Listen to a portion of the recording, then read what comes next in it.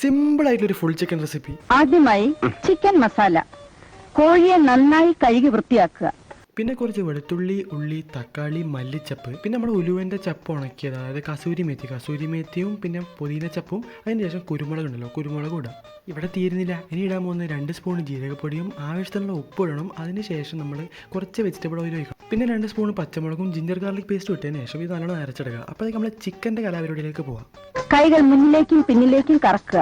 Chicken exercise ഒക്കെ ചെയ്ത് നല്ലോണം വിയർത്തല്ലോ, അപ്പോൾ നല്ലോണം മസാല ഇട്ട് കുളിപ്പിക്കാം. ഇനി ഒരു ചെമ്പിൽ കുറച്ച് ഓയിൽ എടുത്തിട്ട് ഈ ചിക്കൻ അതിലെടുത്ത് ഫ്രൈ ചെയ്യാം. 2 സൈഡും മാറി മാറി ഫ്രൈ ചെയ്യണം കേട്ടോ.